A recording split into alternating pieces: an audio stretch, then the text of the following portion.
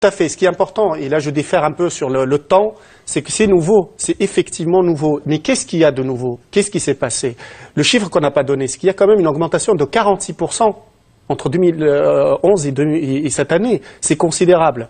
Or, dans l'entretemps, qu'est-ce qui s'est passé? Il y a eu le printemps arabe. Il y a eu le printemps arabe et ce printemps arabe a donné quasiment un peu partout une montée des islamistes, voire des islamistes qui sont arrivés au pouvoir un peu partout. Et les deux rives de la Méditerranée communiquant, ce qui s'est passé en réalité, c'est une libération de la parole islamiste sur la rive sud de la Méditerranée, une banalisation complète des thématiques islamistes sur la rive sud et une revendication islamiste très forte sur la rive sud.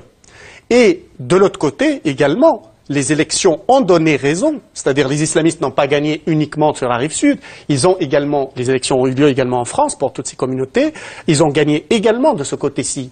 Donc ce qui s'est passé en l'absence de tout contrôle, c'est qu'il y a eu une banalisation des thématiques islamistes, du discours islamiste général, et ce que vous pouvez entendre au Caire, ou ce que vous pouvez entendre à Tunis ou en Libye, vous pouvez l'entendre aujourd'hui dans nos banlieues, il n'y a plus de contrôle.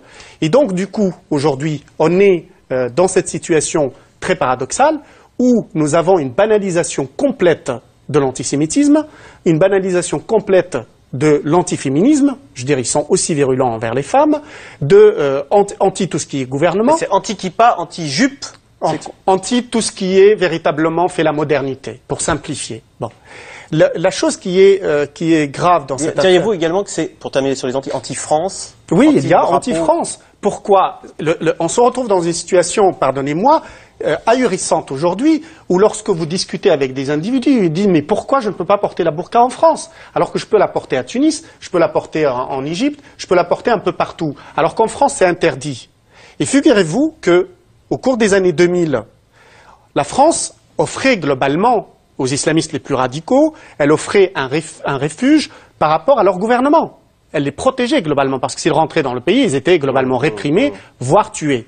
Or, avec la libération et l'arrivée au pouvoir de gouvernements islamistes, les radicaux estiment que la France est liberticide, puisqu'elle ne permet pas aux islamistes de faire ce qu'ils peuvent faire de l'autre côté, à 2 heures de Paris. Et ça, ce changement de perception fondamental aujourd'hui, fait que la France, après avoir été le pays de la liberté qui protège y compris ses opposants islamistes, est devenue aujourd'hui perçue comme liberticide et comme ne permettant pas aux islamistes de vivre librement leur pratique, fût-elle extrémiste. C'est un paradoxe pour lequel aujourd'hui on n'a pas de réponse.